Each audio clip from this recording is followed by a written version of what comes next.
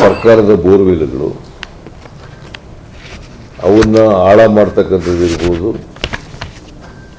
ಅದಕ್ಕೆ ಪೈಪ್ಲೈನ್ಗಳು ಹಾಕ್ಕೊಡ್ತಕ್ಕಂಥದ್ದು ಇರ್ಬೋದು, ಫ್ಲಶಿಂಗ್ ಮಾಡ್ತಕ್ಕಂಥದ್ದು ಇರ್ಬೋದು, ಅದನ್ನು ಮಾಡಬೇಕು. ಎರಡನೇದು ಖಾಸಗಿ ಬೋರ್ವೆಲ್ಗಳನ್ನು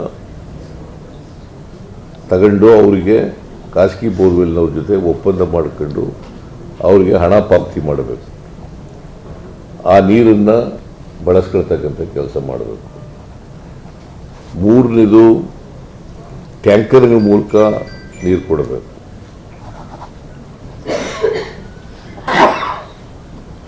ಎಲ್ಲಿ ಬೋರ್ವೆಲ್ಗಳು ನೀರು ಬರ್ತದೆ ಅನಿವಾರ್ಯವಾಗಿ ಹೊಸ ಬೋರ್ವೆಲ್ಗಳನ್ನು ತೋಡಬೇಕಾದ್ರೆ ಅವುಗಳನ್ನು ತೋಡಿಸ್ತಕ್ಕಂಥದ್ದಕ್ಕೂ ಕೂಡ ಸಿಇಒಗಳಿಗೆ, ಜಿಲ್ಲಾಧಿಕಾರಿಗಳಿಗೆ ಅಧಿಕಾರವನ್ನು ಕೊಟ್ಟಿದ್ದಾರೆ. ಇದಕ್ಕೋಸ್ಕರ ಅಡಿಷನಲ್ ಆಗಿ 70 ಕೋಟಿ ರೂಪಾಯಿಗಳನ್ನು ಬಿಡುಗಡೆ ಮಾಡ್ತಾ ಇದ್ದೀವಿ. 31 ಜಿಲ್ಲೆಗಳಿದ್ದಾವೆ. 70 ಕೋಟಿ ರೂಪಾಯಿಗಳನ್ನು ಬಿಡುಗಡೆ ಮಾಡ್ತೀವಿ. 140 plus 70. 140 plus 70. 210. ಸೊ 210 ಕೋಟಿ ಈ ಹೊಸ ಬೋರ್ವೆಲ್ಗಳನ್ನು ತೋಡಲಿಕ್ಕೆ ದುಡ್ಡಿಗೆ ತೊಂದರೆ ಇಲ್ಲ. ಆದರೆ ಅನಿವಾರ್ಯ ಆದಾಗ ಮಾತ್ರ ತೋಡಿಸ್ಬೇಕು. ಎಲ್ಲಿ ಖಾಸಗಿ ಬೋರ್ವೆಲ್ಗಳು ಸಿಗಲ್ಲ, ಎಲ್ಲಿ ನಮ್ಮ ಮೂಲಕ ನಮ್ಮ ನೀರು ಬೋರ್ವೆಲ್ಗಳ ಮೂಲಕ ನೀರು ಕೊಡೋಕ್ಕೆ ಆಯ್ತಾ ಇಲ್ಲ, ಮತ್ತು ಟ್ಯಾಂಕರ್ಗಳ ಮೂಲಕ ನೀರು ಕೊಡೋಕ್ಕಾಗ್ತಾ ಇಲ್ಲ, ಅಂಥ ಕಡೆ ಬೋರ್ವೆಲ್ಗಳು ಅಗತ್ಯ ಬಿದ್ದರೆ ಬೋರ್ವೆಲ್ಗಳನ್ನು ತೋಡಿಸ್ಲಿಕ್ಕೆ ಅವಕಾಶಗಳನ್ನು ಒದಗಿಸ್ಕೊಟ್ಟಿದ್ದೀವಿ. ಯಾಕಂದರೆ ಇದು NDRF ನಾರ್ಮ್ಸ್ನಲ್ಲಿ ಬರಲ್ಲ, SDRF ನಾರ್ಮ್ಸ್ನಲ್ಲಿ ಬರಲ್ಲ. ಇದು ನಮ್ಮ ಸರ್ಕಾರದಿಂದ ಕೊಡೋದು ದುಡ್ಡು. ಬೋರ್ವೆಲ್ಗಳು ತೋಡಿಸ್ಕೊಡ್ತಕ್ಕಂಥದ್ದನ್ನು ನಮ್ಮ ಸರ್ಕಾರದಿಂದ ಕೊಡ್ತಕ್ಕಂಥದ್ದು ಮಾಡ್ತೀವಿ.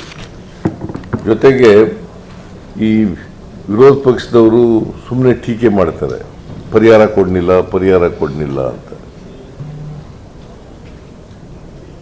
ನಾವು ಇವತ್ತಿನವರಿಗೆ 33,25,000 ರೈತರಿಗೆ 631 ಕೋಟಿ ರೂಪಾಯಿಗಳನ್ನು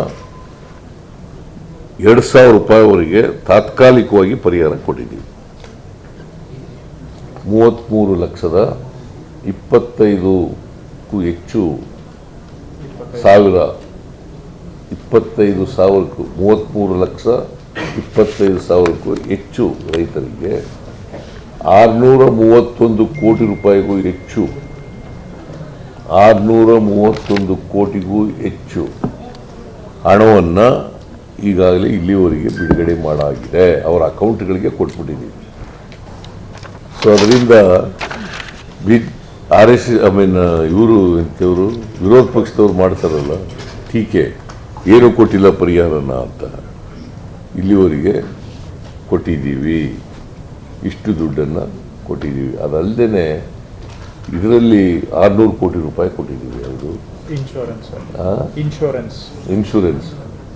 ಇನ್ನು 800 ಕೋಟಿ ಹೋಗುತ್ತೆ. ಕ್ರಾಪ್ ಇನ್ಶೂರೆನ್ಸ್ ಅದು ಕೂಡ ಕೊಟ್ಟಾಗಿದೆ. 600 ಪಾವತಿ ಆಗಿದೆ, ಇನ್ನು 800 ಆಗುತ್ತೆ.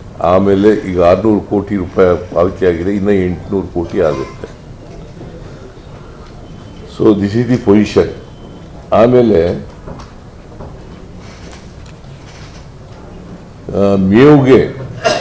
ಮೇವು ಇಲ್ಲಿವರೆಗೆ ತೊಂದರೆ ಇಲ್ಲ.